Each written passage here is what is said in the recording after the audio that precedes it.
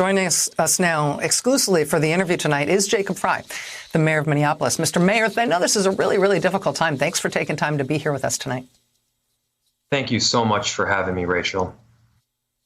Before we get going, please go ahead. Yeah, before we get going, I did want to address things after what transpired last night. And I have a very simple message for residents and community members within our city. We need peace. If you are feeling anger or sadness, I get it. It is not only understandable, it is righteous. But we cannot allow that anger and sadness to so negatively impact our communities. We can't be looting some of the community institutions that we need the most right now.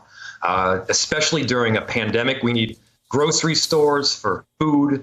We need pharmacies for medicine. We need banks for cash. And these institutions are all the more important, especially in our low-income communities. So by all means, protest, express your First Amendment rights. We will stand up for them. But we do need peace as well in our city. Mr. Mayor, today when you said, I believe in Minneapolis, but also that the city must be better than we have been. I wanted to give you a chance to address that, too. And what do you think that means in concrete terms for your city, in terms of what needs to be better, what needs to be fixed, and what would count as justice in this case?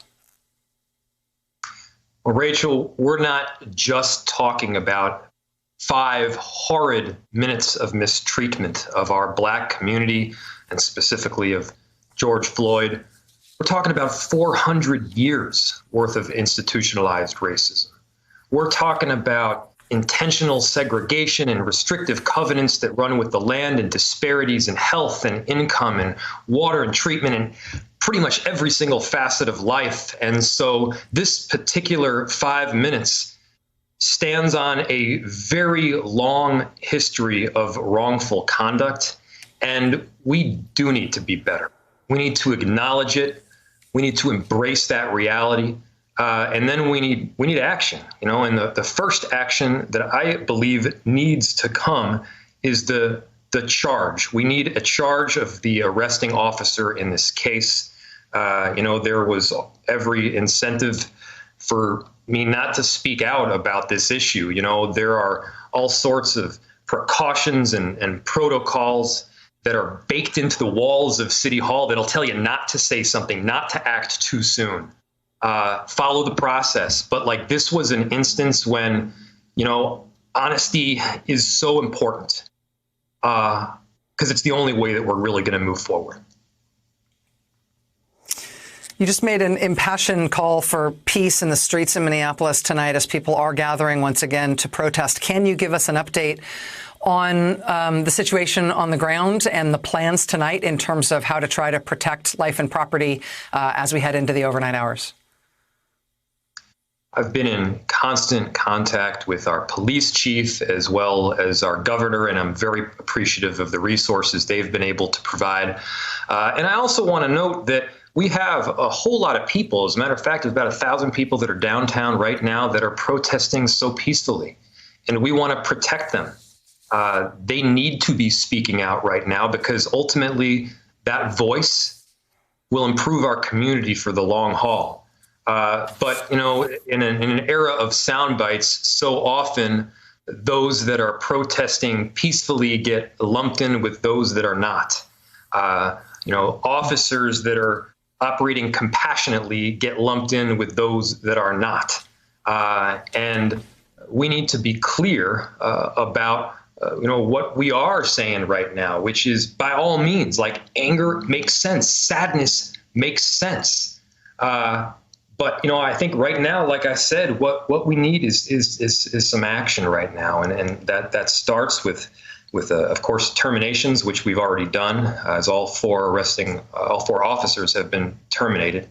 And I've, of course, also called on the county attorney to move forward with a charge. I spent, the better part of 36 hours asking myself a very simple question, which is why is the officer that pressed his knee into the neck of a helpless black man that was unarmed and handcuffed, why is that officer not in jail? Why has he not been charged? And, I couldn't answer that question, Rachel, because if you had done that or if I had done that, we would be in jail. And so, of course, I understand the need for an investigation, but I do also believe fully that we need to charge. Do you have any indication of when that charging decision might be made? We heard the Hennepin County attorney, Mike Freeman, today ask for patience, basically saying that this is a decision that can't be rushed. We also saw the federal Justice Department come in and say this will be a top priority for the department.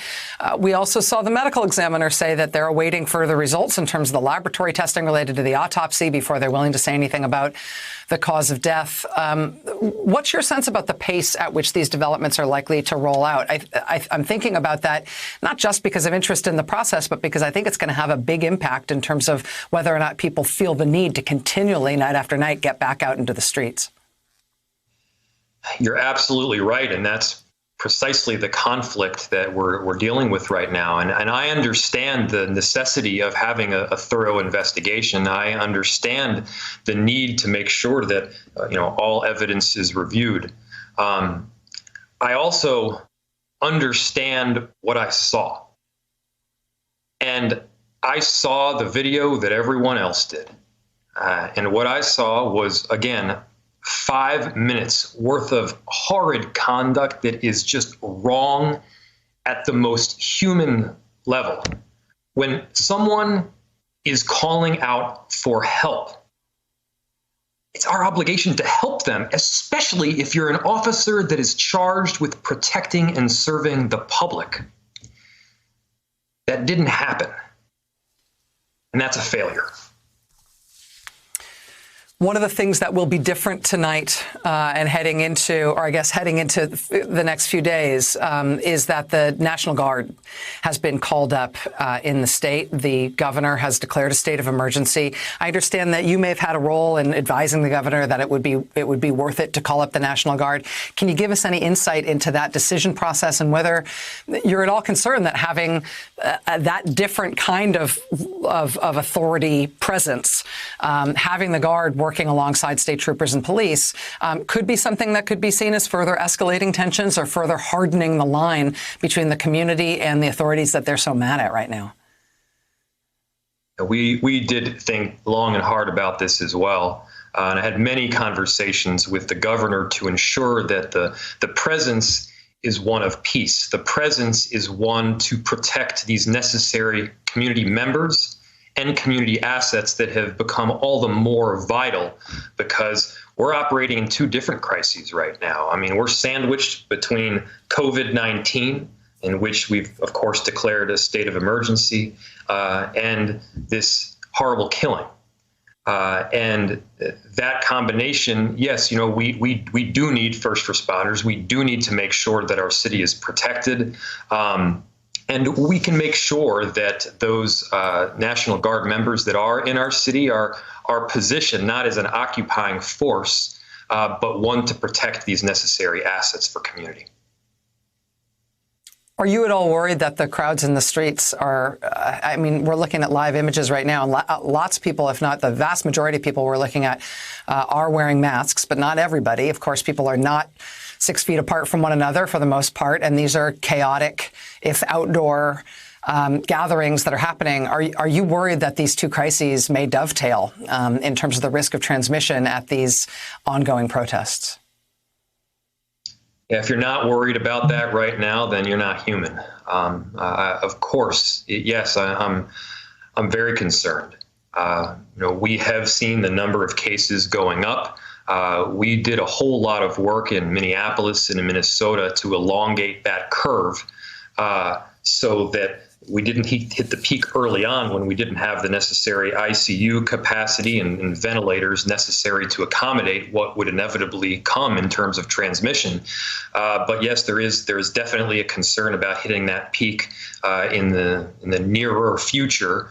As we know that there are a lot of people that are gathering. And so, by all means, again, express your First Amendment rights.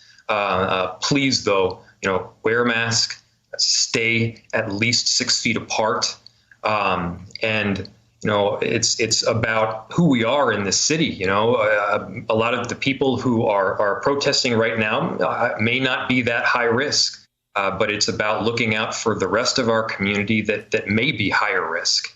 And that's why we're wearing masks and we're taking these necessary precautions now. Mayor Jacob Frey of Minneapolis, sir, I know that you have a heck of a night ahead of you, sir. Good luck to you and your city. Come back to us as this story unfolds. The whole country's pulling for you. Thank you so much, Rich.